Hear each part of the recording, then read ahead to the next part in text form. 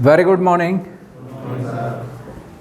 तो आजकल चल रहा क्या, EFI इलेक्ट्रॉनिक फ्यूल इंजेक्शन का इंजन मैनेजमेंट सिस्टम। इसकी ज़रूरत क्यों पड़ी, पर्पज़ क्या है इसका? Environmental protection and emission control, fuel economy, better fuel economy and better performance at all operating condition. हर प्रकार की परिचालन परिस्थितियों में इंजन बढ़िया काम करे, वायुमंडल में किसी भी प्रकार के बाई प्रोडक्ट्स जो वायुमंडल को प्रभावित करते हो, प्रदूषित करते हों, वो ना निकले और इंजन की परफॉर्मेंस बढ़िया रहे। फ्यूल इकोनॉमी का मतलब क्या है कि 1 लीटर में वह ज़्यादा दूरी तय करे। ठीक है, पुरानी गाड़ियाँ बड़े से 10 का एवरेज देती थी, फिर जब मारुति आई तो वह 16-17 से 18 का एवरेज देने लगी। उसने असर क्या हुआ कि धीरे धीरे फिएट और एम्बेसडर को चलन से बाहर कर दिया। उसके साथ साथ ही वो अपने साथ नई टेक्नोलॉजी लेके आई मारुति। सन 1992 से भारत में भी यूरो मानक के समतुल्य यूरो 1, यूरो 2, यूरो 3 के समकक्ष मानक लागू हो गए। तब से हमारे इधर भारत में भी catalytic converter, turbo with intercooler प्रयोग होने लगे। फिर जैसे जैसे दबाव बढ़ता गया अंतर्राष्ट्रीय कानूनों का, मोटर वाहन एक्ट 1988 का और केंद्रीय मोटर वाहन रूल 1989 का, उनकी कंप्लाइंसेस, उनकी जो मैंडेटरी आदेश होते हैं, वो एक्ट मतलब जो संसद से पास होते हैं, उनका पालन करना ज़रूरी होता है। तो ऑटोमोटिव इंडस्ट्री को नई नई अपने में R&D करनी पड़ी और नए नए विधाएं, यानी नए नए सिस्टम्स, नए नए कंपोनेंट्स का आविष्कार हुआ। तो EFI यानी इंजन मैनेजमेंट सिस्टम, इंजन ही वो मशीन है जो हीट एनर्जी को मैकेनिकल वर्क में कन्वर्ट कर रही है और ऑटोमोबाइल को ऑटोमोबाइल बना रही है, उसको स्वयं से चलने वाली शक्ति प्रदान कर रही है। क्योंकि इसके अंदर फ्यूल जल रहा है और ज्वलन काफ़ी मुश्किल है, उसका सबसे जो बढ़िया रिलेशन है जो याद करना है वो क्या है? Actual air consumed and theoretical air required, ये बराबर लैम्डा क्या होना चाहिए? लैम्डा एक स्थिरांक है, ये लैम्डा प्रोब इसी के लिए। फिर ऑक्सीजन सेंसर है, समझ लो, ये समझ में आ गई बात? तो इसकी बारी बाद में आएगी। कल क्या क्या बात हो गई थी? सबसे पहले हवा का मेजरमेंट करना है, क्योंकि एक्चुअल एयर कितनी आ रही है उसको मापना है, तो उसके लिए प्रयोग होता है मैफ, मास एयर फ्लो सेंसर, जो कि एनीमोमीटरी पे काम करता है। तो इसे समझने से पहले एक सिंप्लीफाइड ब्लॉक डायग्राम है ECU का, इलेक्ट्रॉनिक कंट्रोल यूनिट का। ये इसके 4 भाग दिखाए हैं। इसमें इसके जब खोलोगे तो इसके अंदर काफ़ी चीज़ें मिलेंगी। ठीक है, इसमें बहुत कुछ होता है, वो डिटेल से फिर हम अलग दूसरी क्लास में इसमें बताएंगे कि समी ट्रिगर क्या होता है, ये कैसे कैसे फिर सिग्नल को कंडीशन कैसे किया जाता है, उस पर बात होगी। अभी मोटा मोटी समझने के लिए ये इनपुट हैं, यानी सारे सेंसर्स। जब ECU खोला था गाड़ी का, ध्यान है किसने खोला था? रामकृष्ण और नीरज ने। तो उसमें 2 कपलर होते हैं। यहाँ पर से एक ब्रैकेट सा होता है, इसे निकाल के यूँ करना पड़ता है, तब जाकर वो कपलर बाहर निकलते हैं। तो सारे सेंसर आकर जो सेंसरों से वायरिंग आई है वह इस सिरे में लगती है। ये इनपुट हैं, इनपुट फ्रॉम सेंसर्स। और जो ये कमांड सिग्नल्स देता है एक्चुएटर्स को, सोलेनॉइड वाल्व्स को खोलने के लिए, उसको बंद करने के लिए, सोलेनॉइड वाल्व्स जो होते हैं वो फ्यूल लाइंस में लगे रहते हैं। वो सोलेनॉइड टाइप के इंजेक्टर होते हैं जो फ्यूल का स्प्रे करते हैं। इस सब का मतलब यह है कि विभिन्न परिचालन परिस्थितियों में अलग अलग मात्रा में फ्यूल चाहिए। स्टार्टिंग के लिए रिच मिक्सचर चाहिए, आइडलिंग के लिए भी थोड़ा रिच मिक्सचर चाहिए, पर जब हाईवे में ऑपरेशन हो रहा है वहाँ पर लीन मिक्सचर चाहिए। जब वाहन सीधी सड़क पे चल रहा है, एकदम खुला है, कहीं भीड़ भाड़ नहीं है और वाहन अपनी पूरी गति में चल रहा है, तो वहाँ पर लीन मिक्सचर चाहिए। पर जब चढ़ाई में चढ़ रहा है तो वहाँ पर इंजन का आरपीएम भी बढ़ रहा है और वहाँ पर फ्यूल की मात्रा भी ज़्यादा चाहिए। जब ज़्यादा फ्यूल जलेगा मीन्स ज़्यादा उसके बाई प्रोडक्ट बनेंगे। तो क्या क्या हो सकता है, यदि एयर फ्यूल मिक्सचर रिच हो जाएगा, रिच मिक्सचर, रिच मतलब कि जिसमें फ्यूल की मात्रा ज़्यादा है और हवा की मात्रा कम है, रिच मिक्सचर 10:1, 10 भाग हवा और 1 भाग पेट्रोल।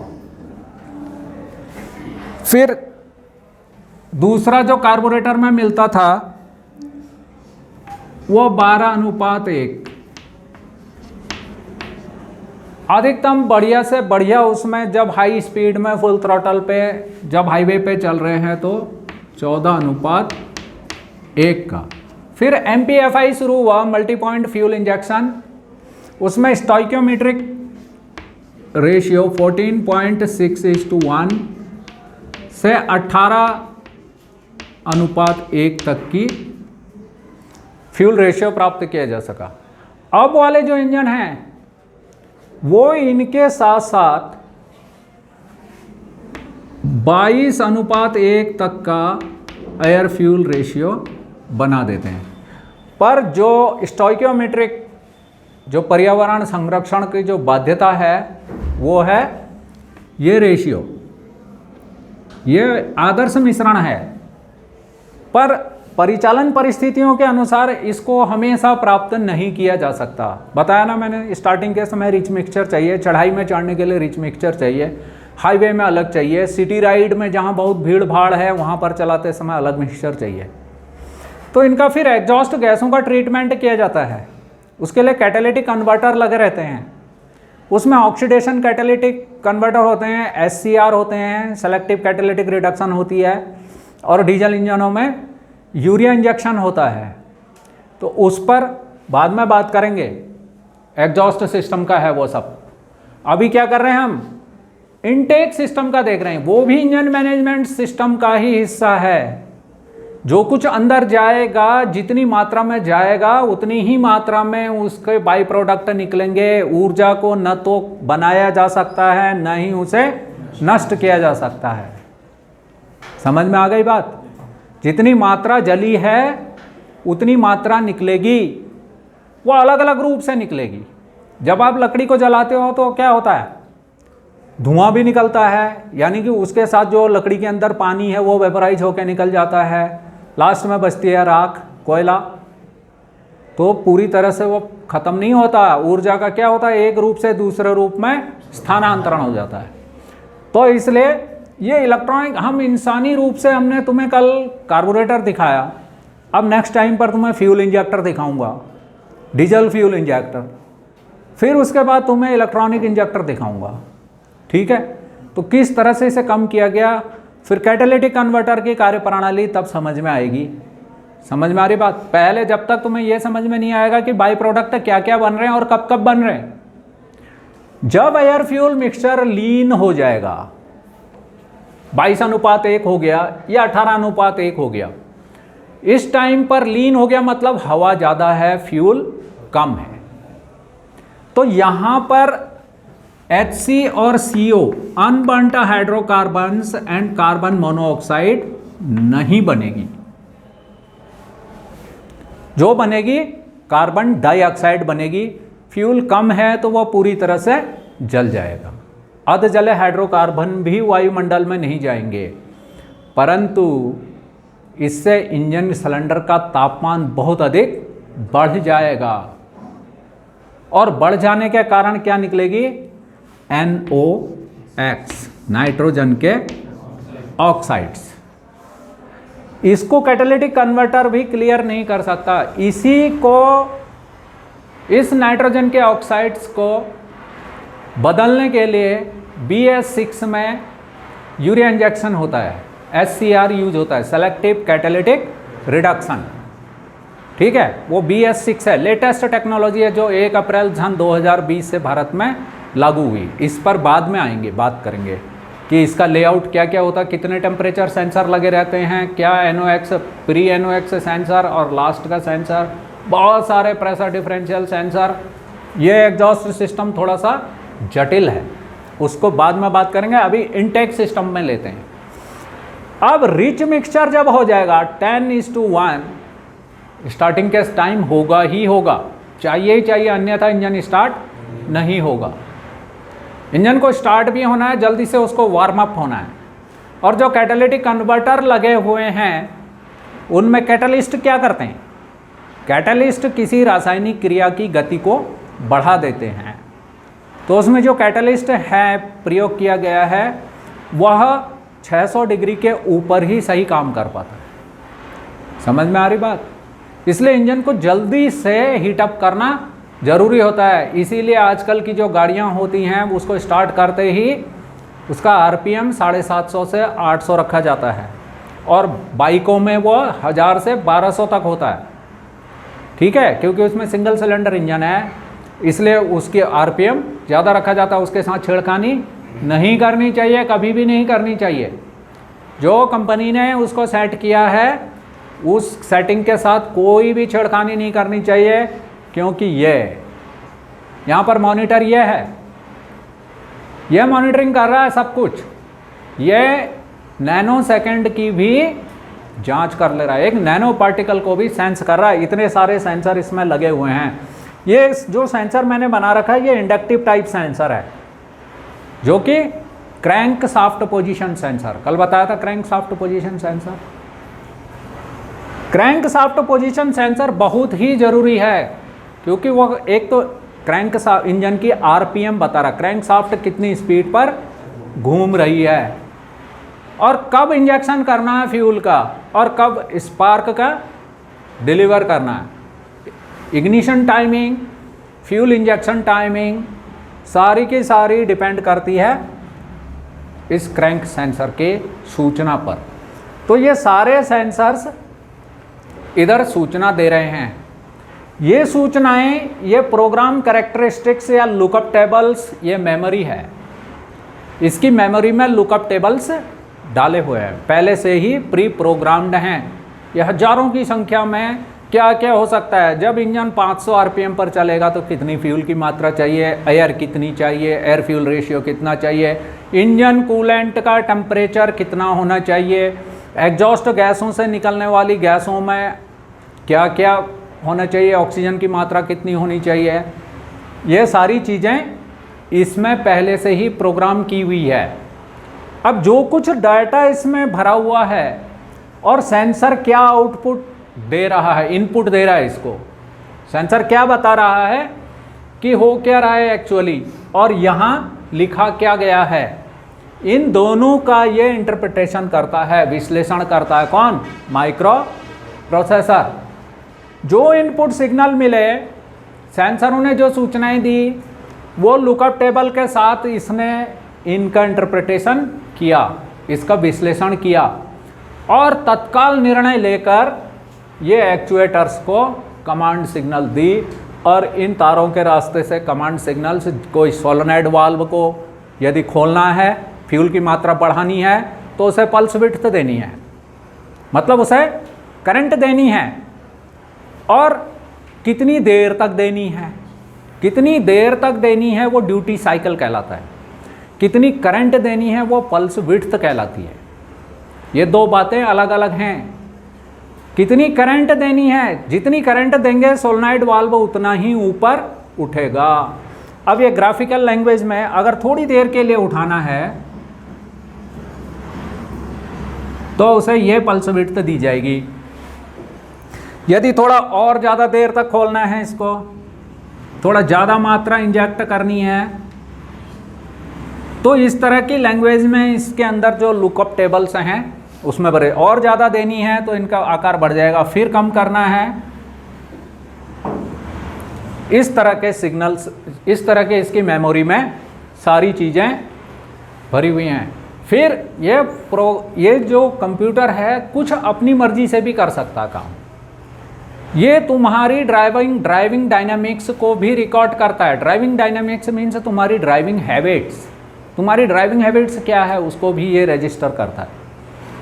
ठीक है, कल क्या क्या सेंसरों बताए थे मैंने। फर्स्ट बताया था मैफ, मास एयर फ्लो सेंसर, जो कि इंजन के अंदर जाने वाली हवा की मात्रा को बताता है, जो एयर फिल्टर के बाद इनलेट पाइप में लगा रहता है। इसमें एक प्लेटिनम की फिलामेंट होती है जिसे एक कांस्टेंट वोल्टेज दी जाती है ECU के द्वारा।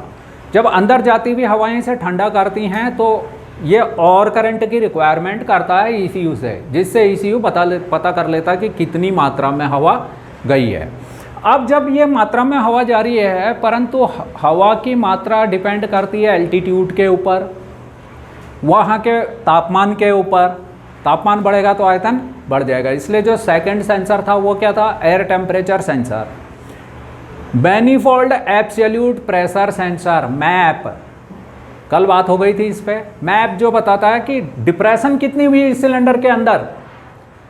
जब सिलेंडर ये दिखने को सिरिंज लग रही है, मगर क्या है ये एक सिलेंडर है और इसके अंदर ये पिस्टन है। अब मैं इसके ऊपर उंगली रख रहा हूँ और इसे नीचे को खींच रहा हूँ। देखो कितनी ताकत लगानी पड़ रही है इसे खींचने में, क्योंकि मैंने इसका वाल्व बंद कर दिया है। ठीक है, ये इतनी तक होती है कि ये मेरे हाथ को अंदर को खींच रहा। तो अब इसके अंदर कितनी हवा भरी? इस सिलेंडर के आयतन के बराबर। ठीक है, तो जब ये ऊपर को आएगी, अब मैंने यहाँ बंद कर दिया, इसको कंप्रेस करेंगे, एयर इज कंप्रेसिबल। इसको कंप्रेस करेंगे तो इसका दाब, इसका टेम्परेचर भी बढ़ेगा। प्रेशर के साथ जब 7 किलो पास्कल प्रेशर बढ़ता है तो तापमान में 1.1 डिग्री सेंटीग्रेड की वृद्धि हो जाती है। बेटे, जब मैंने बताया था कि कंप्रेशन टेम्परेचर डीजल इंजन का कितना होता है? 440 डिग्री। कैसे होता है उसकी भी कैलकुलेशन की गई थी। ठीक है, वो बार बार वो चीज़ें नहीं होंगी। रिच मिक्सचर में जब मिक्सचर रिच होगा तब क्या बनेगा? इसमें बनेगी CO, carbon monoxide,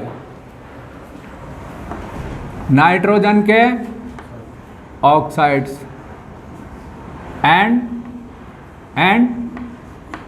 अनबर्न्ट hydrocarbon. Fuel ज़्यादा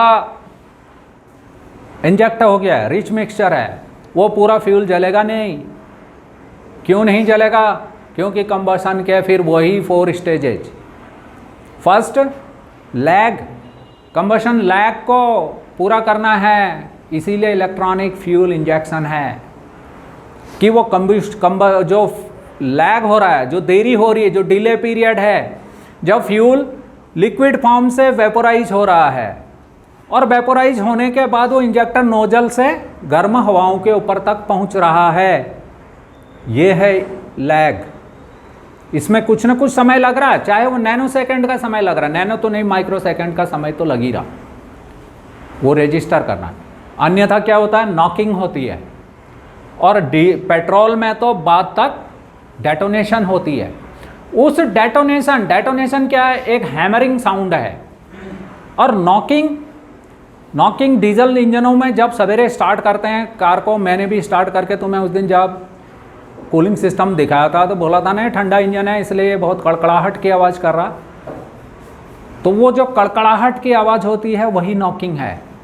उस नॉकिंग को सेंस करने के लिए नेक्स्ट सेंसर है नॉक सेंसर।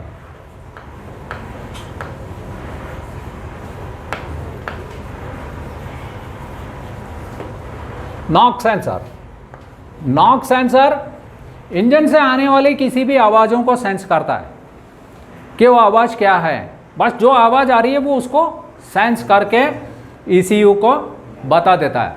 और ECU के जो प्रोग्राम कैरेक्टरिस्टिक्स जो लुकअप टेबल में जो भी ग्राफिकल लैंग्वेज, मशीन लैंग्वेज में भरा गया है, उसके अनुसार ये निर्णय लेता है क्या करना है।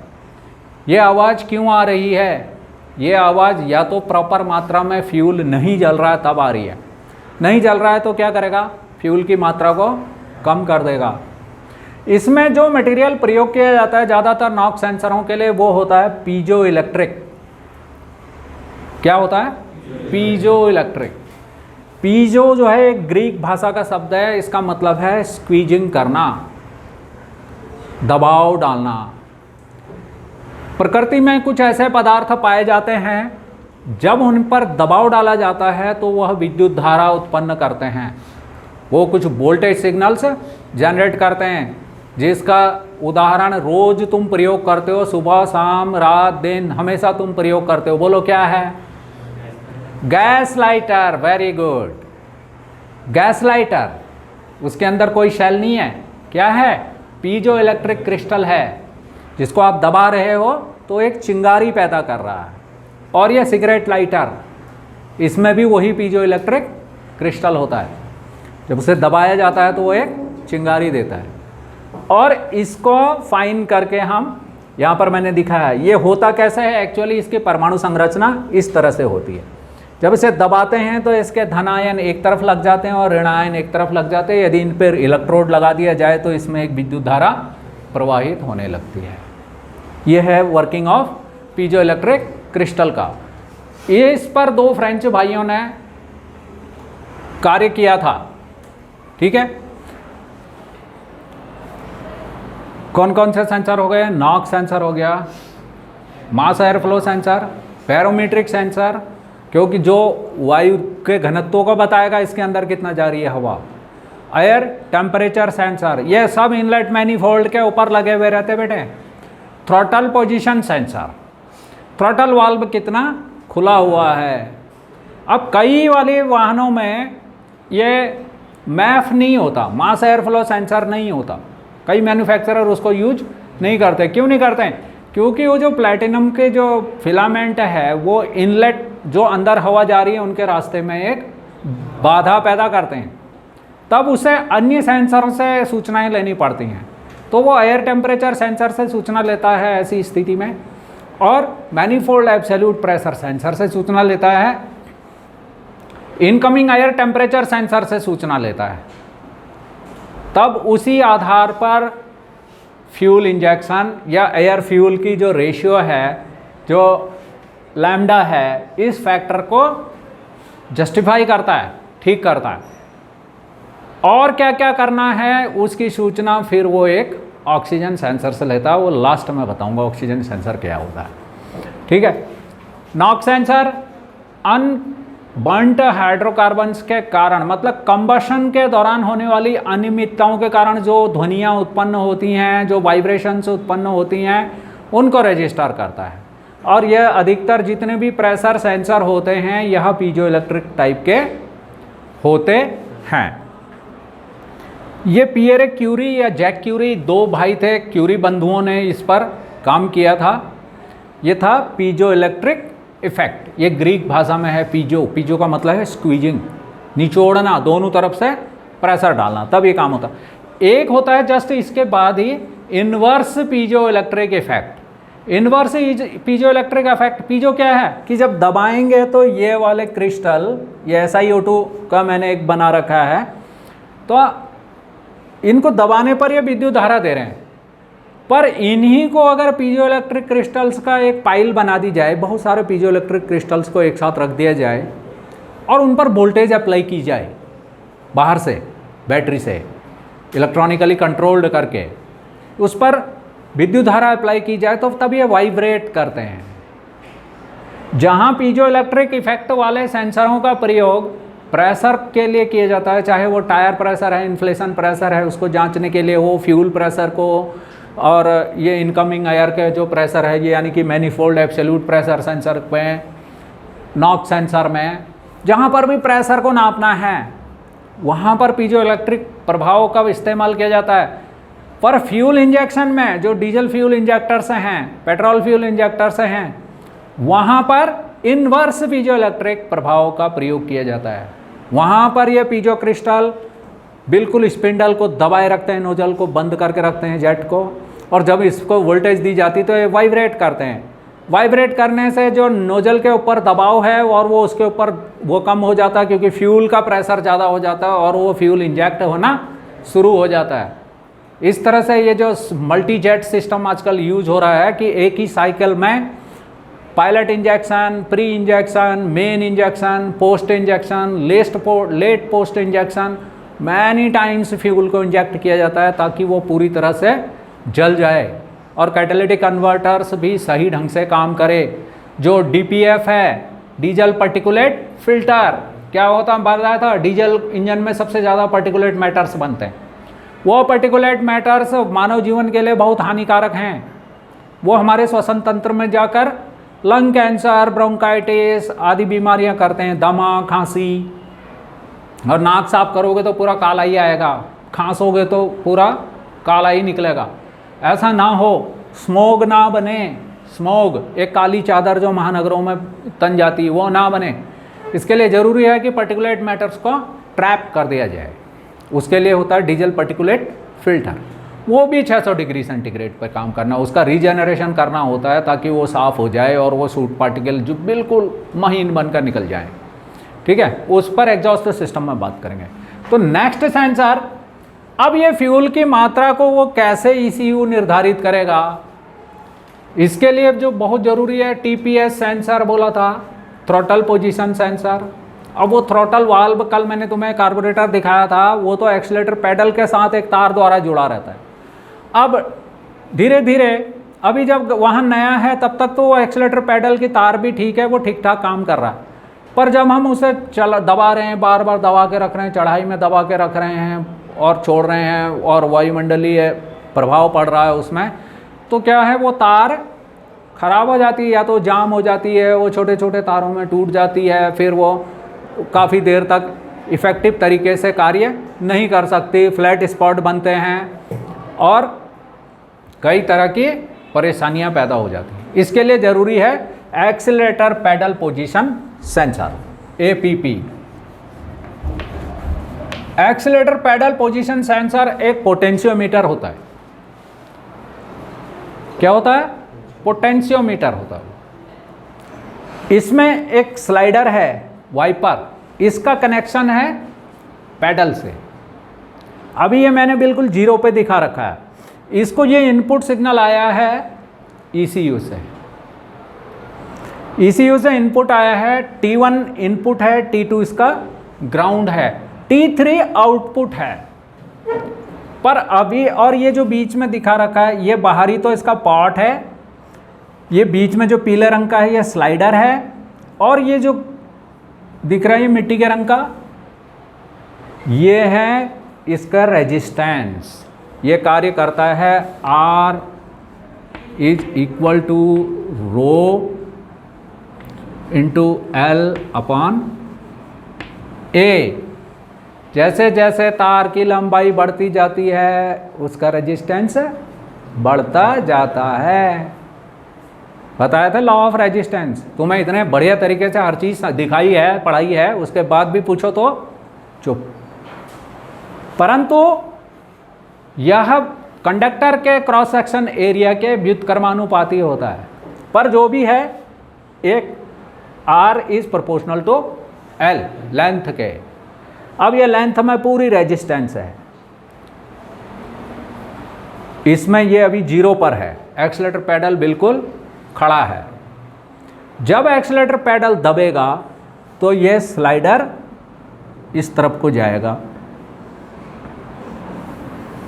और जैसे जैसे ये बढ़ता जाएगा रेजिस्टेंस कम होती चली जाएगी, और इस तार से फिर सिग्नल जनरेट होना शुरू हो जाएगा। ये सिग्नल जाएगा इधर ECU में, और यहाँ से जाएगा लुकअप टेबल पे, देखेगा कि एक्सीलरेटर पैडल इतनी मात्रा की वोल्टेज आ रही है वहाँ से, तो ये कितना दबा हुआ है, ये 5% दबा है, ये 6, 7, 8। अब इलेक्ट्रॉनिक्स का इतना फ़ायदा हो गया कि इसमें बहुत सारी रेंजें मिल गई, 0 से लेकर 100 तक।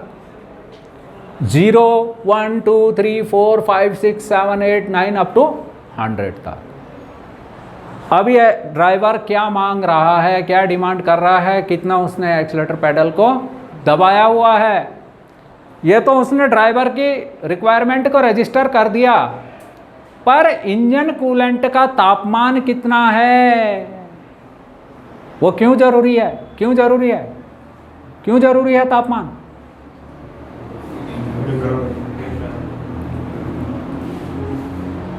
वो विस्कोसिटी के लिए जरूरी है, वो फ्यूल के वेपोराइजेशन के लिए जरूरी है। तुम ऐसे पत्थर हो ना, तुम्हारे को तो पढ़ाने का भी मन नहीं करता। इंजन कूलेंट टेम्परेचर सेंसर,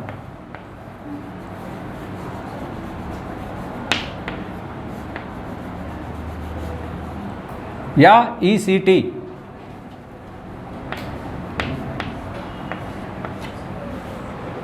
ये इससे सूचना लेता है कि इंजन का कूलेंट का टेम्परेचर कितना है, ये फ्यूल जो स्प्रे हो रहा है वो पूरी तरह से वेपोराइज हो रहा है या फिर वो लिक्विफाइड हो जा रहा है इंजन सिलेंडर में जाने से पहले ही। ये जो पेट्रोल के फ्यूल इंजेक्टर होते हैं ये मैनीफोल्ड में लगे हुए रहते हैं। पेट्रोल क्योंकि हाईली इन्फ्लेमेबल है, उसको सीधे सिलेंडर हेड में नहीं लगा सकते, वो वेपोराइज हो जाएगा, वो एक वेपर लॉक बनाएगा। एक बार DI बनाने की कोशिश की थी मगर वो अभी चला नहीं। ज़्यादातर क्या हो रहे हैं MPFI मल्टी पॉइंट पे, ये जो इनलेट मैनीफोल्ड है प्रत्येक इंजन सिलेंडर के लिए, जो भी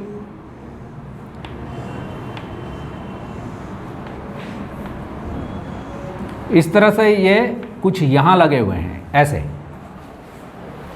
इनलेट वाल्व के जस्ट पीछे, ताकि जैसे ही वाल्व खुले, अब ये जो इंजेक्शन काफ़ी फिर लंबी प्रक्रिया है, ये कब शुरू किया जाए इंजेक्शन, जस्ट जब पिस्टन सक्शन में जा रहा है, हवा अंदर को जा रही, उसके ऊपर ही तेल का छिड़काव कर दिया जाए, या जब पिस्टन बिल्कुल BDC पर चला जाए उसके बाद फ्यूल का स्प्रे हो, या फिर पिस्टन ऊपर आ जाए, आधी स्थिति क्रैंक का एंगल कितना 180 डिग्री प्लस 90 डिग्री कितना हो गया 270 डिग्री हो जाए, तब फ्यूल का इंजेक्शन किया जाए, या एकदम TDC पर पहुंचने ही वाला हो और स्पार्क होने से पहले किया जाए।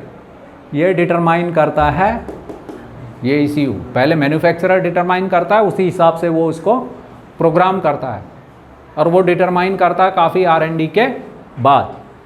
इसके लिए बहुत ज़रूरी है इंजन कूलेंट का टेम्परेचर। इंजन कूलेंट के टेम्परेचर के ऊपर ही फ्यूल की vaporisation is depend on engine coolant temperature sensor की सिग्नल के ऊपर, and viscosity of lubricant is depend upon engine coolant temperature. Understand? कितने सारे सेंसर हो गए हैं। जब ये यहाँ एक्सीलरेटर पेडल दब रहा है, ये स्लाइडर ऊपर जा रहा है, ये जितना ऊपर जाएगा उतना ही यहाँ से रेजिस्टेंस कम हो जाएगा, इस रेजिस्टेंस की लेंथ कम हो जाएगी और उसी मात्रा में ज़्यादा वोल्टेज जनरेट होने लगेगी। फिर उसको क्लैरिफाई करने के लिए कि ये जितना दबा रहा है एक्सीलरेटर को उतना इंजन का कूलेंट टेम्परेचर है या नहीं, ECU उससे जानकारी प्राप्त करता है। इंजन RPM क्या चल रहा है ये क्रैंक पोजीशन सेंसर से पता चलता है। यहाँ पर मैंने 2 दांत मिस कर दिए, ये बाकी दांतों की पिच बिल्कुल सही है, एक समान है, पर यहाँ पर आते ही 2 दांत गायब हैं, जिससे पता चल जाता है ECU को कि यहाँ पर जो सिग्नल जनरेट हो रहा है मीन्स कि पिस्टन TDC पर पहुँचने ही वाला है या पहुँच चुका है। कई फ्लाईव्हीलों में या फिर जो इसके साथ लगा रहता है, कई लोग इसको पोल शू कह देते हैं। क्या कहते हैं? पोल शू। इसमें एक तो TDC को आइडेंटिफाई करने के लिए 2 दांत कम कर देते हैं और जहाँ पर इसको इंजेक्शन देना है वहाँ पर भी 1 दांत गायब कर देते हैं। ये मैन्युफैक्चरर टू मैन्युफैक्चरर डिपेंड करता है। जब काम करने जाओगे तो वहाँ पर तुम्हें कई तरह के फ्लाईव्हील मिलेंगे, कईयों में ये फ्लाईव्हील में ही दांत गायब मिलेंगे। उसमें ये नहीं कहना कि इसका दांत टूटा है भाई इसे बदल दो। समझ में आई बात? वो सेंसर लगा हुआ है उसमें, उन्होंने उस रिंग गियर को ही पोल शू बना दिया है ताकि इतना एक खर्चा और बच जाए। ठीक है। अब ये crank sensor 4 stroke 4 cylinder engine में एक चक्कर में कितनी पावर स्ट्रोक हो रही हैं? 2। अगर 2000 RPM पर चल रहा है तो कितनी पावर स्ट्रोक हो रही हैं? 4000 बार ये RPM तो सेंस कर रहा है, पर कौन से इंजन का वाल्व खुला हुआ है, कौन सा इनटेक स्ट्रोक में है, कौन सा एग्जॉस्ट स्ट्रोक में है, या कौन सा कंप्रेशन स्ट्रोक में और कौन सा एग्जॉस्ट स्ट्रोक में, दोनों ही स्थितियों में पिस्टन ऊपर को आ रहा। एक पावर स्ट्रोक में भी नीचे को जा रहा है और सक्शन स्ट्रोक में भी नीचे को जा रहा है। 2 सिलेंडर नीचे को जा रहे हैं, पिस्टन नीचे को जा रहे हैं, 2 पिस्टन ऊपर को आ रहे हैं, पर एक पिस्टन तो कंप्रेशन कर रहा है और दूसरा एग्जॉस्ट कर रहा है। जब एक नीचे को जा रहा है तो वो तो सक्शन कर रहा है और एक पावर में जा रहा है। इसका पता कहाँ से चलेगा ECU को? उसके लिए होता है केम फेज सेंसर।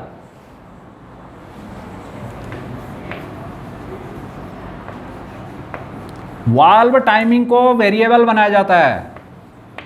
जब ज़्यादा RPM पर इंजन चल रहा है तो वहाँ पर वाल्व को खुलने का टाइम ही नहीं मिलता उतना, तो इंजन मिस फायर ना करे, स्पार्क भी मिस हो जाएगा, फ्यूल भी मिस हो जाएगा, क्योंकि इंजेक्टर तो फ्यूल इंजेक्ट कर देगा, स्पार्क भी हो जाएगा पर पावर नहीं मिलेगी। तो रिजल्ट क्या होगा?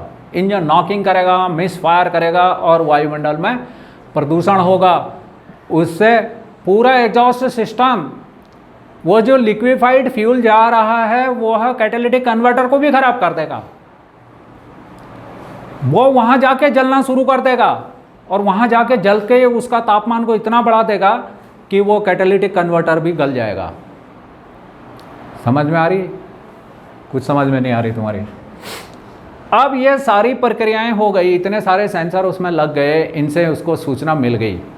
पर एग्जॉस्ट गैसों में जो गैसें निकल रही हैं उसमें क्या क्या गैसें निकल रही हैं? उसमें कार्बन मोनोऑक्साइड कितनी निकल रही है, कार्बन डाइऑक्साइड कितनी निकल रही है और NOx कितनी निकल रही है? इसकी जांच के लिए एक और क्लोज लूप इसके साथ होता है, जो सारे सेंसरों से सूचना का उसको इंटरप्रिटेशन तो कर रहा है, बट सबसे most important sensor, magical sensor है ऑक्सीजन सेंसर या लैम्डा प्रोब।